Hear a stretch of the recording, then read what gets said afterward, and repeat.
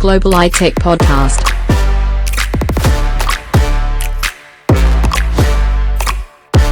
Global iTech Podcast.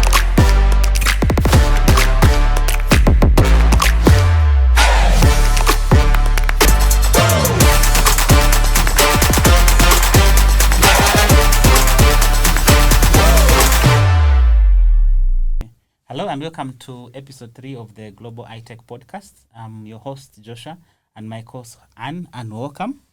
Thank you very much, 3. Joshua. It's good to see you again. Yes, good to see you too. So in this episode, we are going to talk about privacy for individuals, part 2. We are going to have a continuation from the last episode. And in this episode, we are going to focus largely on the item of consent and also talk about how you as an individual are able to, uphold your privacy in this digital age. So Anne, help us unpack this concept of consent. What is consent within the framework of data privacy and protection? Thank you for that, Joshua. Consent is just what it means. Mm-hmm. It's just permission. Yes. It's just agreement. Mm-hmm. It basically means that if you want to use my information, okay, you should have some decency before you use it. Yes. Ask me. Ask me for permission. Yes.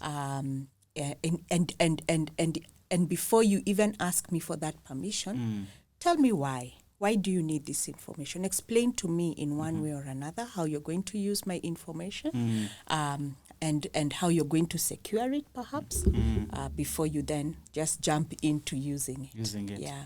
Okay, let's pick up from the last episode where we talked about the law only applying to organizations in terms of the framework it was made. In this case, does my brother need my consent to post my pictures?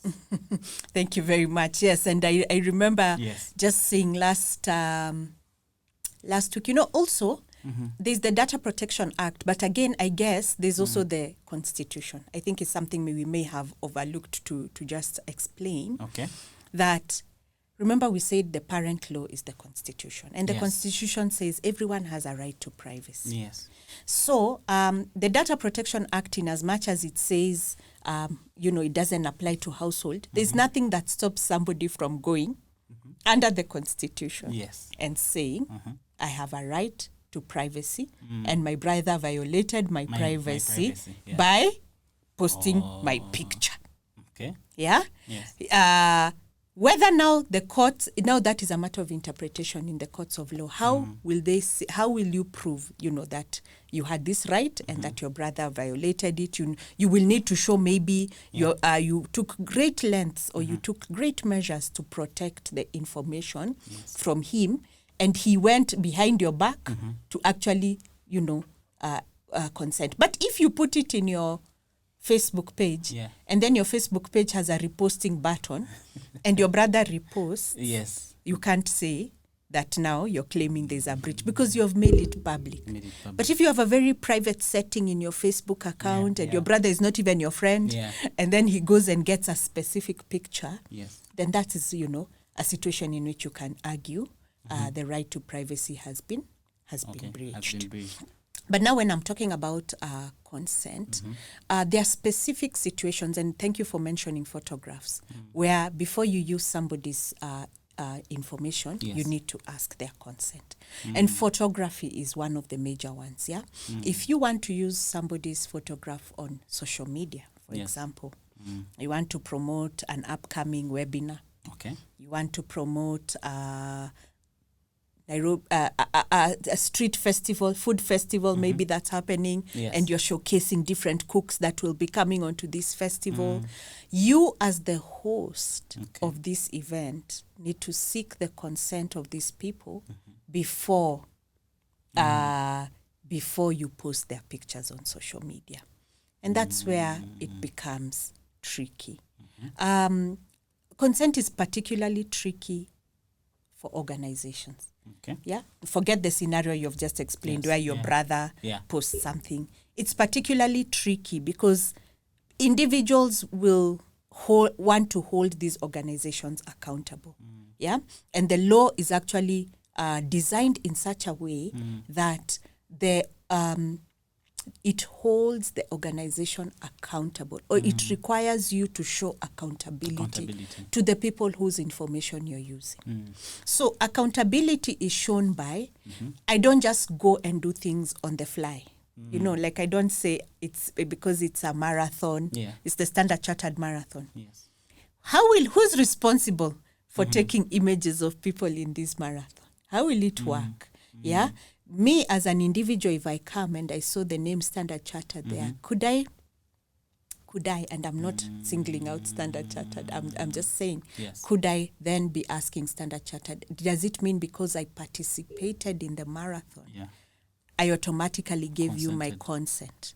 Yeah? Or should there be a mechanism for you to have sought my consent before you can post my pictures on social media? Yes. And so if you saw the cases that came up in the recent past, bar owners and patrons, were arguing that, you know, if I post a notice there at the door of the bar saying that by entering these premises, you've consented to having your picture taken, it became a big issue. Because the way the law is designed is that consent means I have to have taken some form of affirmative action, and I should not lose a benefit because I have denied my consent. Now, you know, here you lose the benefit of entering these premises. Yes. If you don't consent to having your pictures taken. And yet, a picture is a private thing. You don't want people to know where you're patroning or things like those. So perhaps, you know, you have your own agenda, even in your own life. And so that's why that protection of consent is coming in. That an individual should be given an opportunity to say yes or no, especially where you're trying to promote your own interests.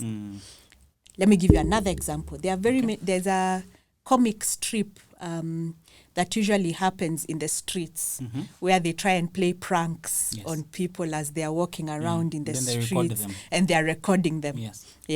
So, and then they put them on their YouTube page. So the idea is the guy is making money off my comic.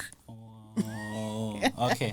So he didn't get my consent. If he didn't get it, should I not also be participating in some way in getting some compensation? Why should you profit off my picture in that comic? So consent, actually, the way it is in the Data Protection Act, especially in relation to use of images or promoting your commercial interests, is that it is designed to protect the data subject from that form of exploitation, that you are promoting your brand at my expense. I should at least be given some form of compensation. So you will see, before the data protection law came into force, what used to happen before, people used to go to court to sue when they see their picture on the basis that there was no express consent. It's nothing new. It's always been there. It's only now we have an additional layer of a regulator who can actually call you and summon you and ask you, did you seek my consent? Did you seek this person's consent before? And now you have to prove. The tricky thing about consent now, it is on you as the organization that is using the information or the data to prove that you have sought consent. Okay. Let's just following up on that. So the organization has the burden to prove consent. Are there any particular methods that the law prescribes on how you should get the consent? So actually the law is a little bit broad. It accepts both oral and written consent. So if you're just speaking it and you have no recording of me speaking it. Now that's the thing, oral. But again, I have to prove, again, it comes to the challenge of how do you prove? You can prove oral, for example, if I make a phone call to an organization and they have a recording, you know, at the, what do I call it? The call center. The call center. They record my calls. So if they ask me that question, you know, just to let you know that we will be using your data, and they also tell me that we are recording the conversation, then it's fine, because I say yes there, and they can produce the evidence that I actually said yes. So you can do it orally. The challenge is you must be able to prove the issue of consent. The issue of consent. Then you can do it in writing, which is the traditional way. You can get somebody to sign or put their fingerprint or some way show they have given you consent. But then we're in the digital age. Yes. Yeah, and I see you lighting up the things you love. Yes, those are the things I do. Yeah. So how do you get consent from somebody when you're using an app, let's say? Let me ask you that question. So basically, someone has to log in to the app with the username and password. Even before they log in, they have to sign up. Yes. So there will be a sign-up page where you key in your details and even the terms and conditions at the end, then you tick them. So if you don't tick them, we will not assign you up. Yeah. So doesn't that form? I can use that as basis for consent. Exactly. So you're spot on that within your app, you can put an option for somebody to provide an electronic consent, and that is also acceptable. You can do the same on your applications, your web applications. For example, if you're trying to seek consent through an electronic form, I'm trying to avoid Google form, but I'm trying to give that as an example. That's what is coming to mind. You can embed a consent box there, consenting that you consent to having your images or your pictures taken. Now, what you can see from that analysis is it's easy to get consent when you know the participants, or you have a way to reach them. Maybe you have an email, you have a way you have contacted them and asked them for consent. Maybe they've downloaded your app and you've made it available. But now in these public scenarios where you have people attending a large conference, and then you want to take consent, that becomes very tricky. Yeah, because first of all, identifying who gave you consent. Remember, you have to prove somebody gave you consent. Can be tricky. So we've seen a lot of innovation. People trying to come up with ways of identifying the people that had given consent. For example, tagging. People at the entrances with a given tag, and then telling them to stand in a designated area, and then those being the people that you take a photograph of. The trick being, the tag should be there, because if they drop the tag and then they say, I wandered off to that space and then you took my picture and it was malicious. So it's tricky when there are many people. It begs for innovation, because again you have to show that the person actually understood what they were consenting to. Yeah. So even when you're tagging them, it's not just that you put somebody at the door, just tagging people, and then he has to inform them that this you have to prove that person explained to the people who are going to take pictures and will post them on social media, and the people said, go ahead, tag me, I'm okay. Let me give a scenario of a photographer who has gone to do photography at a wedding. Okay, and decides the photos I've taken at the wedding, let me just post them on my Facebook page, on my Instagram, to promote my brand, to show that, I have done this wedding, I've done that. In terms of consent, does that then, the law apply to that individual who's trying to promote their business from a social function like that? That doesn't necessarily involve an organization, but just a social gathering.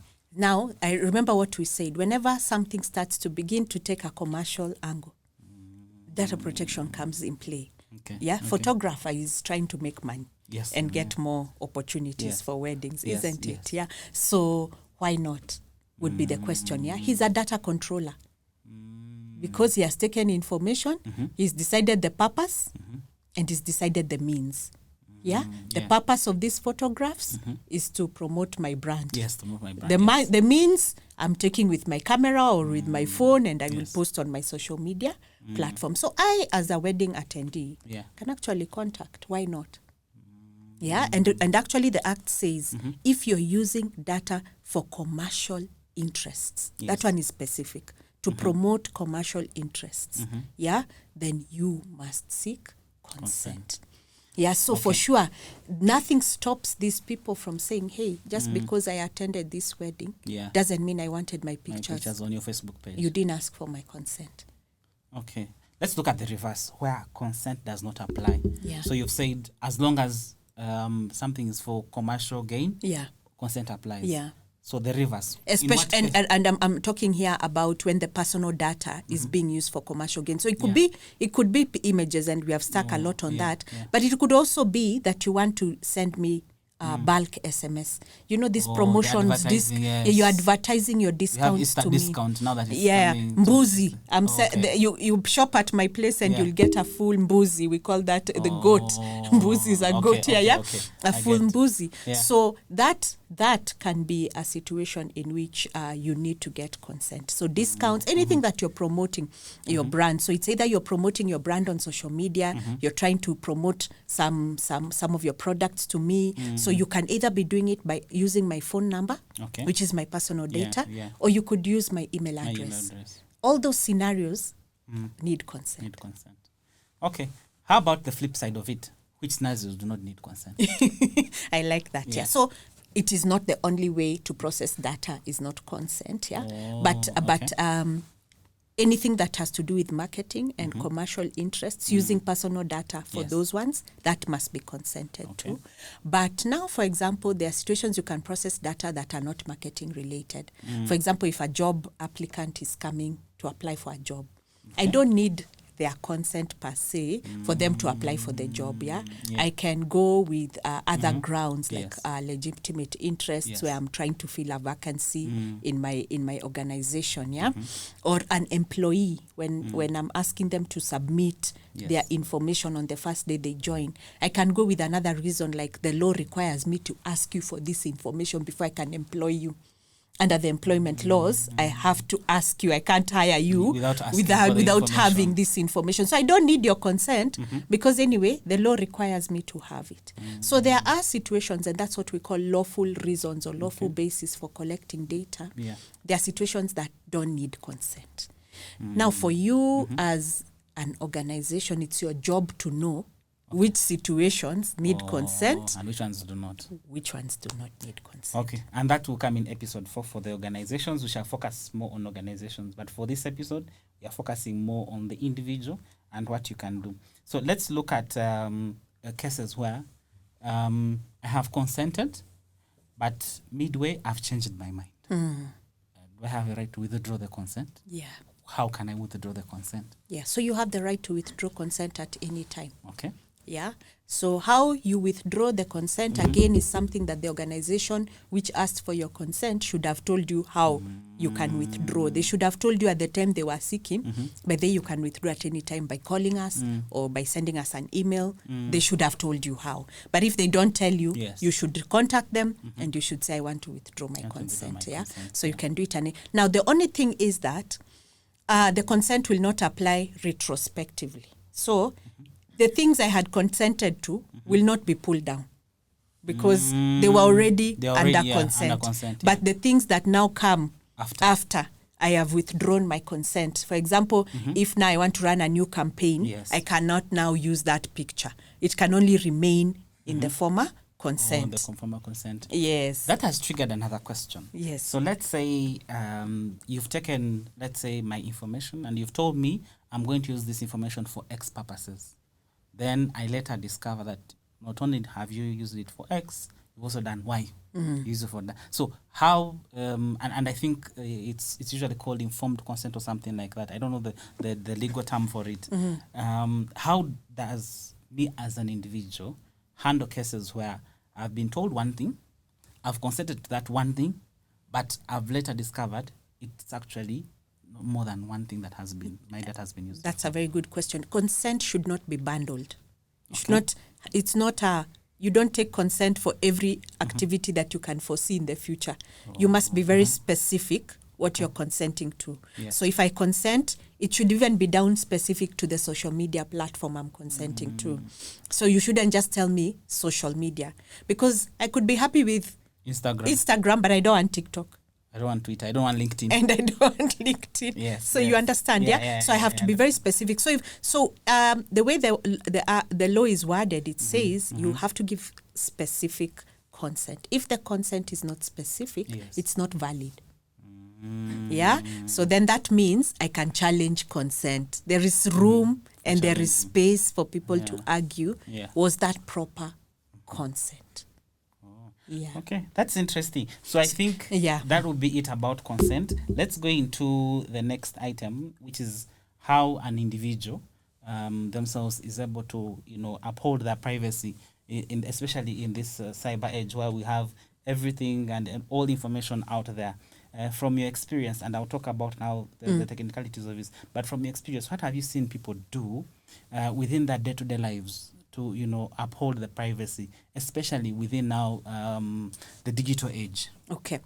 I think it's really about how you position yourself out there in your various platforms. Okay. You are in control of what you want people to see.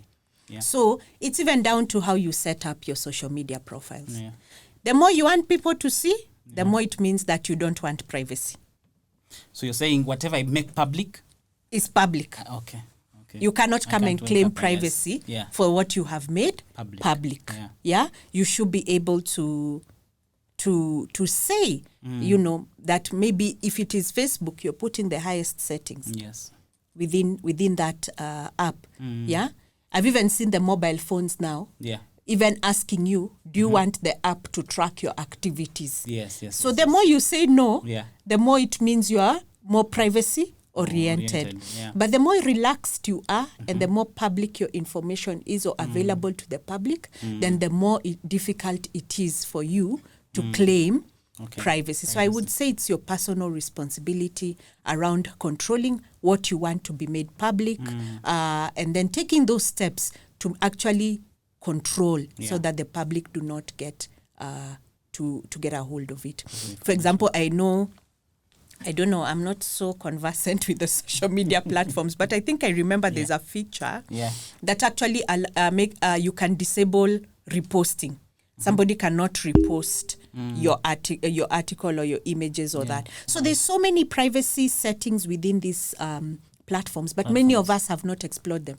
Okay. So we can run to blame the providers, but it also takes personal responsibility. You also should, of course, try as much as possible to take initiative and protect your privacy. However, when we discuss the obligations of the organizations, there's something called privacy by design and by default, which I want to take to you as the tech. Okay. What does that mean? All right. So the whole concept around privacy by design is that your system should have, controls in place to uphold privacy of the people using it. And it's upon you, the owner of the system or the person developing it, to make sure that it makes it easy, and by default, when someone signs up to your system, their information is protected. So let me give you a typical example. Let's say you sign up to a social media site, or any site, doesn't necessarily have to be social media. By default, the way the system has been designed should be able to uphold your privacy. So if I'm to use an example of Instagram, if they had a design by default, it's that when you sign up, your profile then becomes private automatically. So it has to take you the initiative to make it public. Okay. But of course, it's not in the best interest of the social media platforms, but that's what privacy by design looks at. Another example is if you sign up to WhatsApp, by default, your status should not be seen by everyone.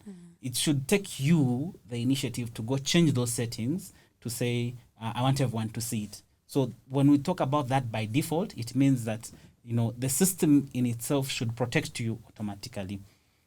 But we know these systems are not protecting us automatically. So that's why we're having a podcast like this to help you and guide you on what you're supposed to do. So one, privacy settings is very important. Most of these platforms actually have a place where you can, click and have the privacy settings automatically applied.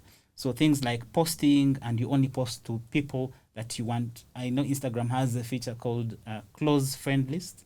Yeah, so you can decide, if I'm going to post a photo of my child, let me only post it to the close friend list, not to everyone. WhatsApp, the same thing. If you're going to post photos, not everyone in your contacts needs to see whatever you're posting. You can decide, maybe I will only have this group of people see what I'm posting, and maybe if something is general, I will have all my contacts posting. One of the things that we have noted that has become a challenge is if someone has a personal business they are trying to promote, and they're not able to differentiate between my personal life and the business life. So what we encourage is separate the two. If you have a WhatsApp account that is for business, let it be for business. Then have one for personal.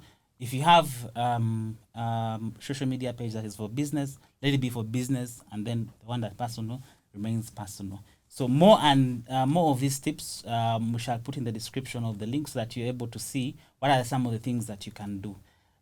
With that, we've come to the end of episode 3.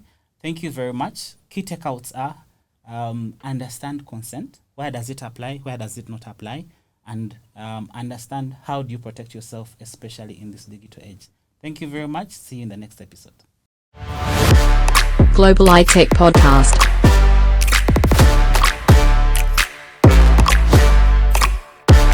Global iTech Podcast.